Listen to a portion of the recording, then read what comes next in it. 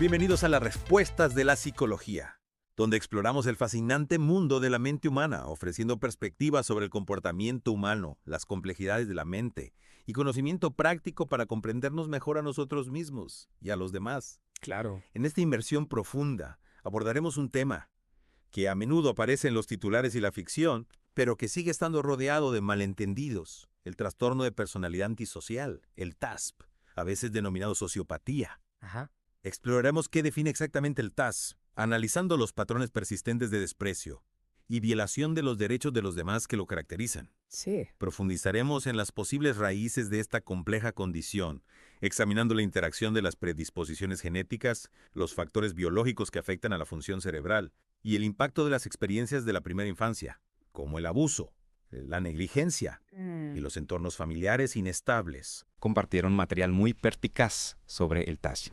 Y nuestra misión hoy es desentrañar los elementos centrales, separar los hechos de la ficción y comprender las implicaciones en el mundo real de este trastorno. Sí, creo que es un punto de partida realmente importante. Sí. Empecemos por definir claramente qué entendemos por trastorno de personalidad antisocial. De acuerdo. Como usted mencionó, la característica principal es este patrón continuo de desconsideración y violación de los derechos de los demás. Sí. No se trata simplemente de un desacuerdo o de una personalidad un poco fuerte, sino de algo mucho más profundo y arraigado en la forma en que la persona piensa y se relaciona con el mundo. Vale, vamos a desentrañar esto un poco. ¿Cuáles son esos rasgos clave? Y dan una idea más clara de este patrón. Porque cuando hablamos de desprecio por los derechos de los demás, puede sonar un poco abstracto. Sí. Cuando vemos en las noticias o la ficción descripciones de sociópatas, a menudo vemos que se habla de un gran encanto, junto con una crueldad fría.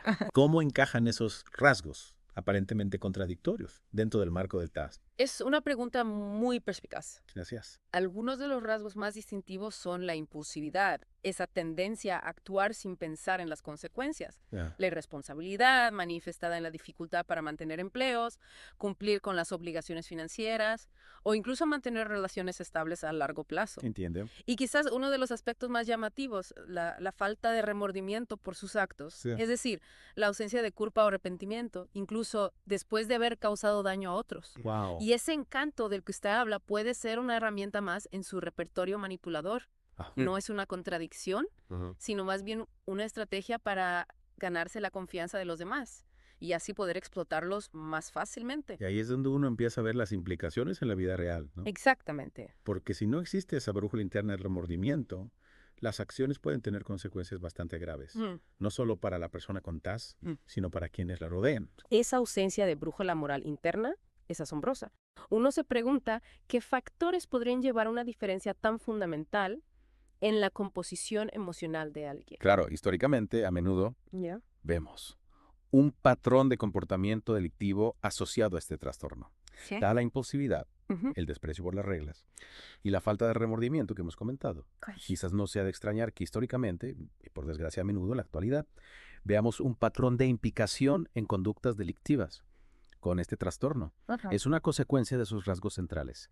Y es crucial comprender que esta falta de discernimiento entre lo correcto y lo incorrecto, esta indiferencia ante los sentimientos ajenos, es un elemento central. Sí. Pueden tener una marcada tendencia a provocar o molestar intencionadamente a los demás, a manipularlos en su propio beneficio y a tratarlos con una crueldad o una indiferencia, que puede ser muy impactante para quienes la presencian. Esa imagen de alguien que manipula sin escrúpulos y al que parece no importarle el daño que causa, y es la que solemos ver en la ficción. ¿Qué tan precisa es esa representación en términos generales? Bueno, aunque la ficción a menudo tiende a la exageración para crear personajes más dramáticos, en esencia capta algunos elementos clave. Ajá. La manipulación es una herramienta frecuente, así como la ausencia de esa respuesta emocional de culpa o arrepentimiento. Sí. Sin embargo, es importante no caer en estereotipos simplistas. No todas las personas con TAPS son delincuentes violentos, aunque sí existe un mayor riesgo de incurrir en comportamientos que infrinjan la ley. Bien, así que ya tenemos una idea más clara de lo que define al TASP. Pero, ¿de dónde viene esto? Mencionamos al principio que las causas son complejas. Sí. ¿Qué nos dicen las fuentes sobre esos posibles orígenes? Bueno, las investigaciones sugieren que el TASP tiene orígenes multifactoriales. Ajá. Es muy probable que sea el resultado de una compleja interacción entre nuestra herencia genética, los factores biológicos que influyen en el funcionamiento de nuestro cerebro y las experiencias que vivimos, especialmente durante la infancia. Vale, hablemos un poco de cada uno de esos factores. Empecemos por la genética. ¿Existen pruebas sólidas de que esto pueda heredarse de alguna manera? Sí, existen pruebas que apuntan a un componente genético. Ajá. Se ha observado un mayor riesgo de desarrollar ASP en individuos con antecedentes familiares del trastorno. Ya veo. Esto no significa que si un familiar lo tiene, la persona también lo vaya a desarrollar, pero sí sugiere una cierta predisposición genética que puede hacer que algunos individuos sean más vulnerables. Interesante.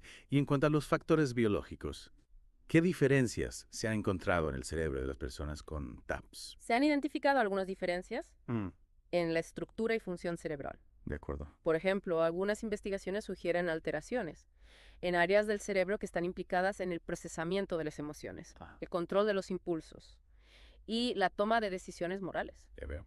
En particular, algunas investigaciones apuntan a una posible desconexión en el procesamiento del miedo y la tristeza ajenos por parte de la amígdala. Podríamos pensar en ella como el centro emocional del cerebro, lo que podría contribuir a la aparente falta de empatía que observamos. Ya veo. No se trata solo de ser malo. Podría estar enraizado en diferencias fundamentales, en la forma de percibir las emociones. Entiendo. Estas diferencias podrían influir en la forma en que las personas con TOPS experimentan las emociones y evalúan las consecuencias de sus actos. Sí. Lo fascinante aquí es que no se trata de un interruptor roto, sino más bien de patrones de funcionamiento cerebral que difieren de lo que se observa típicamente. Eso nos da una perspectiva más neurobiológica del asunto. Y luego tenemos los factores ambientales, que creo que para muchos son quizás los más intuitivos de entender. Ajá. ¿Cómo influyen las primeras experiencias en el desarrollo del TAP? El impacto de las experiencias de la infancia parece ser significativo. El abuso físico o emocional, el abandono, la exposición a la violencia en el hogar, son factores que se han asociado a un mayor riesgo de desarrollar TAS P-T-LATISH en la edad adulta. Un entorno familiar inestable, con falta de afecto, supervisión inconsistente o incluso la presencia de otros problemas de salud mental en los padres, también pueden ser factores contribuyentes importantes. Ya veo. Es como si estas experiencias tempranas adversas pudieran moldear el desarrollo de la personalidad de una manera que aumenta la vulnerabilidad al trastorno. Así que no es solo una cosa u otra, sino más bien una combinación de estos elementos, lo que puede llevar a que alguien desarrolle TOEP. Exactamente. Ahora, hablemos de cómo se manifiesta todo esto en el comportamiento. Ya hemos mencionado algunos rasgos, pero podemos profundizar en esas manifestaciones conductuales. Claro. Uno de los pilares es ese desprecio por los derechos de los demás que mencionábamos. Sí. Esto se traduce en la violación constante de las normas sociales y legales. Ajá. Pueden recurrir a la mentira de forma habitual, robar, engañar o manipular a otros sin ningún reparo, con el único objetivo de obtener un beneficio personal, ya sea material, emocional o de cualquier otro tipo. Y esa impulsividad que también señalamos, ¿cómo se ve en la práctica? La impulsividad se manifiesta en la dificultad para controlar los impulsos. Pueden actuar de forma repentina, sin considerar las posibles consecuencias negativas de sus actos. Entiendo. Esto puede llevarles a involucrarse en comportamientos de riesgo, como el consumo de sustancias, la conducción temeraria o incluso conductas sexuales de alto riesgo. Todo ello sin una planificación previa o una evaluación adecuada de los peligros. Luego está la irresponsabilidad, que suena bastante disruptiva para la vida cualquiera, ¿no? Efectivamente. La irresponsabilidad se refleja en la incapacidad para mantener un empleo de forma consistente, para cumplir con las obligaciones financieras, como pagar las facturas o mantener un presupuesto, y también en la dificultad para mantener relaciones personales estables. También. Pueden comenzar proyectos con entusiasmo, pero rápidamente los abandonan o pueden establecer compromisos que luego incumplen sin ninguna explicación o remordimiento. Y esa falta de remordimiento es algo que realmente cuesta entender a la mayoría de nosotros. Que sí experimentamos esa sensación de culpa cuando hacemos algo mal. ¿Cómo se manifiesta esa ausencia de culpa en alguien con TAS? En lugar de sentir culpa o arrepentimiento por haber causado daño, las personas con TAS tienden a racionalizar su comportamiento, a minimizar sus acciones o incluso a culpar a los demás de sus propios problemas.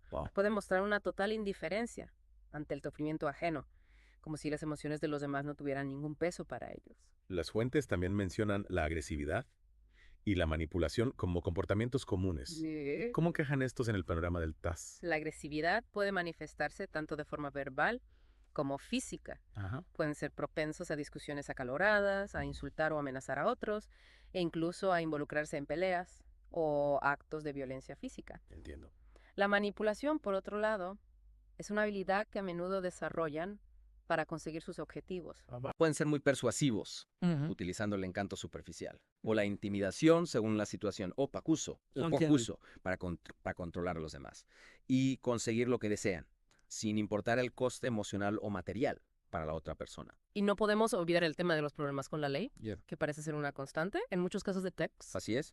Debido a ese desprecio por las normas y los derechos de los demás, la impulsividad y la tendencia a involucrarse en comportamientos de riesgo, las personas con TOPS tienen un riesgo significativamente mayor de tener problemas con la justicia. Sí. Pueden tener un historial de arrestos, condenas e incluso encarcelamiento por diversos delitos, desde robos y fraudes hasta agresiones y otros actos violentos. Ya veo. También se menciona esa repetición constante de ignorar lo que está bien y lo que está mal, de aquí esa insensibilidad y falta de respeto hacia los demás, y esa utilización del encanto o el ingenio para manipular en beneficio propio. Sí. Incluso se habla de un sentimiento de superioridad y una terquedad extrema, así como de comportamientos peligrosos, sin tener en cuenta la propia seguridad o la de los demás. Es una lista bastante sombría de comportamientos.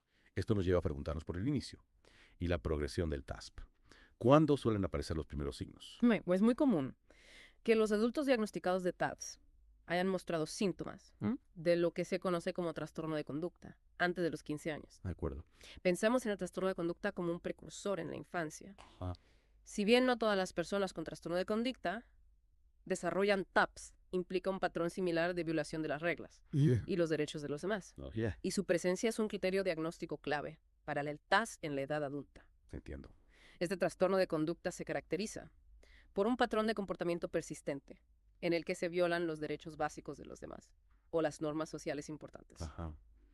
Esto puede incluir agresiones a personas y animales, destrucción de la propiedad, mentiras frecuentes, robos y violaciones graves de las normas establecidas. Entonces, podríamos decir que el TAPS es una continuación o una forma más grave de ese trastorno de conducta de la infancia. En muchos casos sí. El TAS se considera una afección que perdura a lo largo de la vida. Sin embargo, es interesante observar que en algunas personas ciertos síntomas, en particular los relacionados con la conducta destructiva y delictiva, pueden disminuir con el tiempo. Ya veo. No está del todo claro por qué ocurre esto.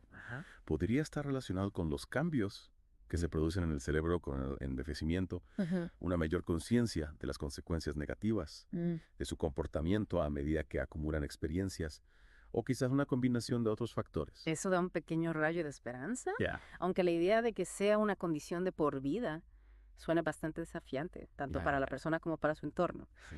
Y hablando de desafíos, el diagnóstico y el tratamiento del TASPA parecen ser particularmente difíciles, ¿verdad? Así es.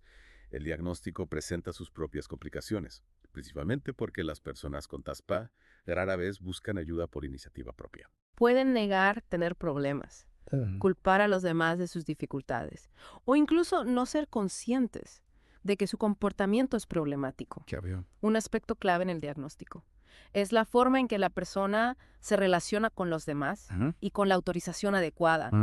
La información proporcionada por familiares y amigos puede ser muy valiosa. Sí. Los exámenes de salud mental que evalúan sus pensamientos, sentimientos, relaciones, patrones de comportamientos y antecedentes familiares son fundamentales. Entiendo. Sin embargo, es importante recordar que el diagnóstico de CASP generalmente no se realiza antes de los 18 años. De acuerdo. Y cuanto al tratamiento, ¿qué se puede hacer? Las fuentes mencionan que es un reto. El tratamiento es ciertamente un reto, debido a esa falta de motivación intrínseca para el cambio. La terapia a largo plazo se considera crucial.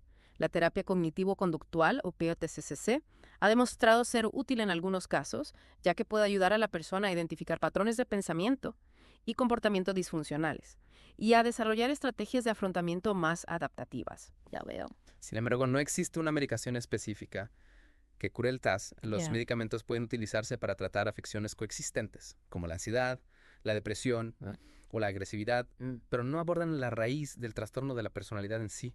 Entiendo. El reto con el tratamiento, como puede imaginar, es significativo. Sí. Si alguien realmente no siente que ha hecho nada malo o carece del impulso interno para cambiar, participar en la terapia se convierte en un obstáculo enorme. Sí. No es como tratar la depresión, donde el individuo a menudo reconoce su sufrimiento y busca alivio.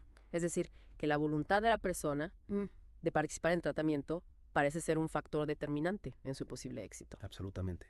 A menudo las personas con TAS acaban buscando ayuda por otros problemas, como la depresión o el abuso de sustancias. Las maternidades Cori, en lugar de reconocer y querer abordar su trastorno de personalidad. Sí. Además, puede que no sean del todo sinceros.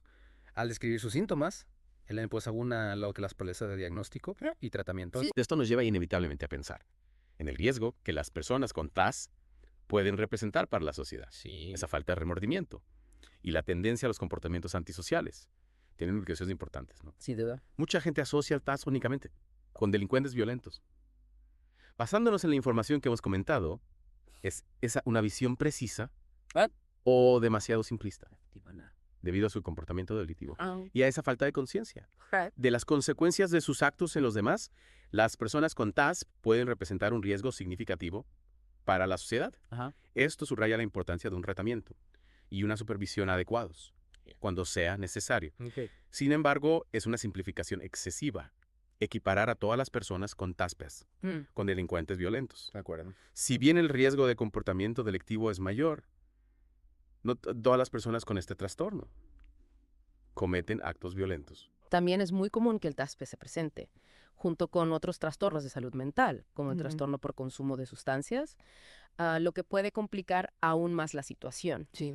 También se menciona el potencial de maltrato conyugal, maltrato o negligencia infantil, un mayor riesgo de estar en la cárcel o en prisión, incluso la posibilidad de ideación suicida o intentos de dañar a otros, la coexistencia con otras enfermedades mentales, como la depresión o la ansiedad, así como problemas financieros, educativos o sociales, y una esperanza de vida más corta, a menudo debido a la violencia, son también consideraciones importantes. Es un panorama complejo y preocupante.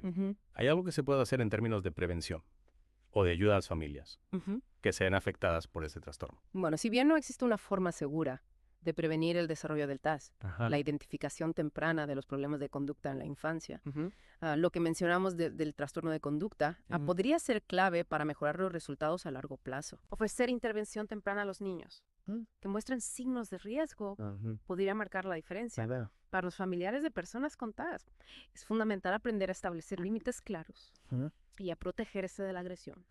Buscar el apoyo de profesionales de la salud mental y participar en grupos de apoyo puede ser de gran ayuda para afrontar los retos emocionales y prácticos que implica vivir cerca de alguien.